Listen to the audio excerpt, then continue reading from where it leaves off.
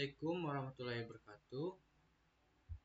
Perkenalkan, nama saya Gani Mahendra dengan NIM 123490022 dari Prodi Rekayasa Instrumentasi dan Otomasi Institut Teknologi Sumatera. Di sini saya akan menjelaskan materi K3 di Lab Pneumatik dan Hidrolik sebagai laporan praktikum saya. Modul pertama yaitu keselamatan dan kesehatan kerja ketiga dalam laboratorium pneumatik dan hidrolik. Apa yang terjadi kalau silinder pneumatik tiba-tiba bergerak saat tangan kita masih di jalurnya? Silinder pneumatik bekerja dengan tekanan udara sehingga gerakannya cepat dan kuat. Jika tangan berada di jalurnya, yaitu bisa terjadi cedera ringan seperti terjepit, memar, atau luka gores. Cedera berat yaitu patah tulang, kerusakan saraf, bahkan kehilangan fungsi tangan. Hal ini bisa terjadi karena sistem kontrol tidak diberi pengaman, operator tidak waspada terhadap posisi silinder, dan yang kedua, menurut kalian lebih berbahaya mana, udara bertekanan yang bocor atau tekanan listrik PLC yang terbuka? Udara bertekanan bocor itu bisa menyebabkan kebisingan tinggi, bisa pendengaran, udara menyembur mengenai mata, bisa cedera. Risiko yang lebih besar adalah cedera fisik lokal. Tegangan listrik PLC terbuka yaitu risiko ke sentrum langsung, bisa fatal, yaitu contohnya luka bakar dan henti jantung. Bahaya lebih besar karena menyangkut keselamatan jiwa. Kesimpulannya, tegangan listrik PLC yang terbuka umumnya lebih berbahaya. Yang ketiga, pernah nggak dengar kasus kompresor meledak karena tekanan berlebih? Jawabannya ya, kasus ini nyata dan pernah terjadi. Penyebab utama yaitu tekanan tidak terbuang, dan yang kedua pengawasan dan perawatan buruk. Dampak ledakan kompresor yaitu ledakan seperti bom mini, serpihan logam bisa melukai orang. Terus kerusakan besar pada fasilitas sekitar, terus potensi korban jiwa. Terus yang keempat, kalau lab tanpa aturan K3, kira-kira siapa yang akan rugi duluan, mahasiswa atau kampus? Mahasiswa rugi langsung karena menjadi korban kecelakaan, cedera fisik, trauma, atau bahkan kehilangan nyawa. Kalau kampus rugi jangka panjang, yaitu harus menanggung biaya kompensasi, nama baik tercoreng, fasilitas laboratorium rusak. Kesimpulannya, mahasiswa yang rugi duluan, tapi kampus juga akan terkena dampak yang besar. Yang kelima, bagaimana cara paling sederhana mengurangi risiko kecelakaan di lab? Yaitu dengan menggunakan APBD, alat pelindung diri, kacamata safety, sarung tangan, airplug bila perlu. Ikuti SOP, standar operation prosedur, jangan menyalakan alat tanpa izin atau pengawasan. Yang ketiga, cek peralatan sebelum dipakai. Pastikan tidak ada kebocoran udara atau kabel terbuka. Terus pahami fungsi tombol emergency stop sebelum bekerja. Terus kesadaran diri dan disiplin, faktor manusia sering jadi penyebab utama kecelakaan. Latar belakang. Yang pertama, laboratorium Rekinsa berisi alat listrik dan mekanik, semua punya potensi bahaya.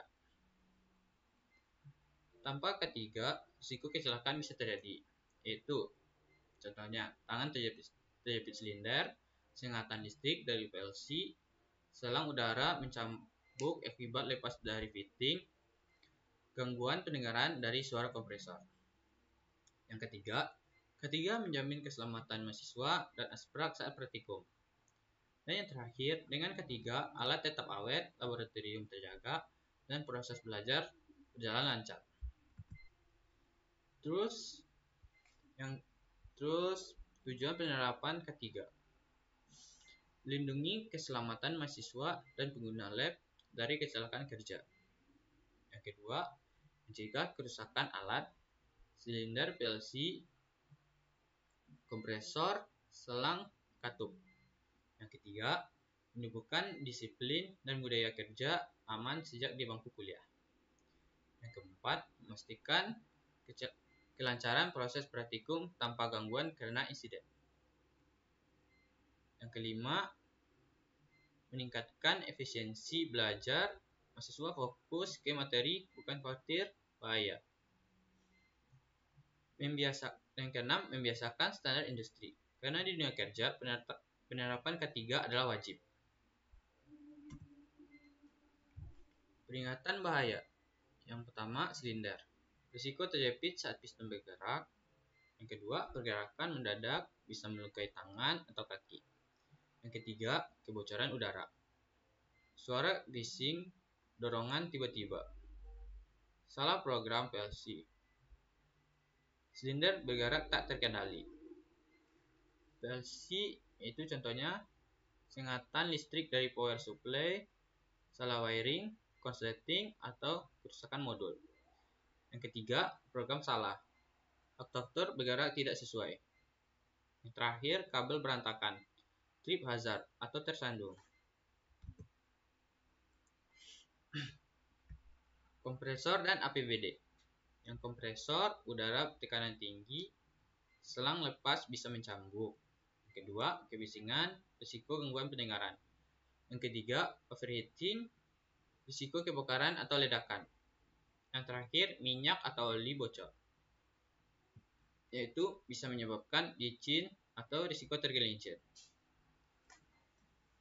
APBD itu kita contohnya safety glass, lindungi mata dari serpihan atau kebocoran udara.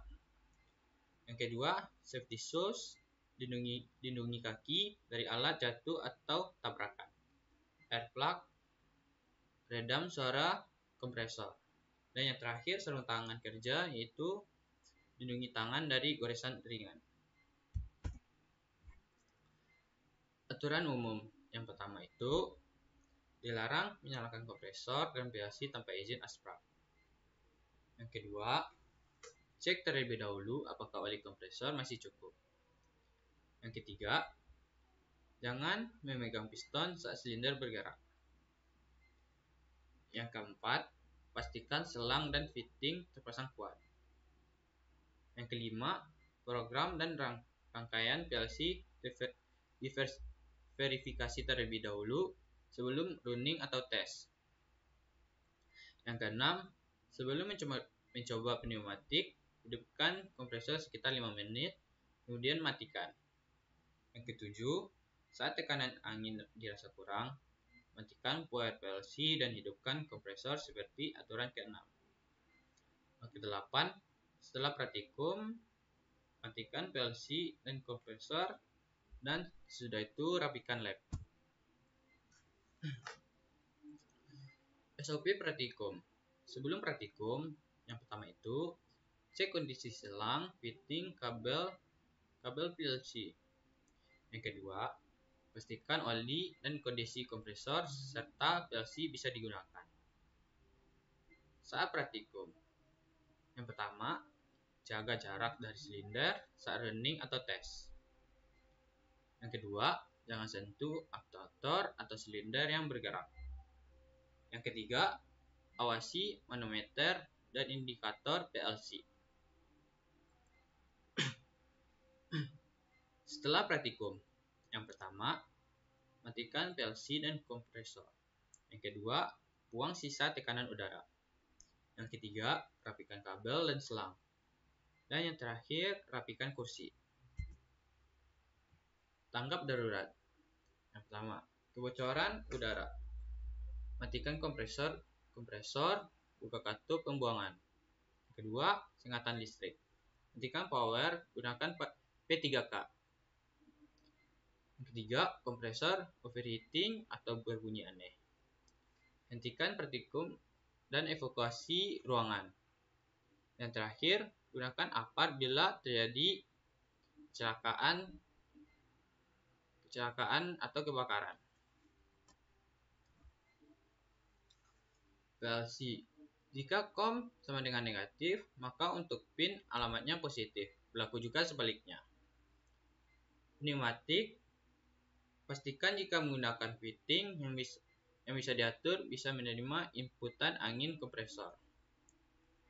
Kesimpulannya, utamakan keselamatan dan ikuti aturan yang berlaku untuk kepentingan kita bersama.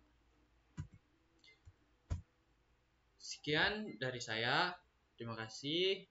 Apabila ada yang salah, saya minta maaf. Terima kasih. Assalamualaikum warahmatullahi wabarakatuh.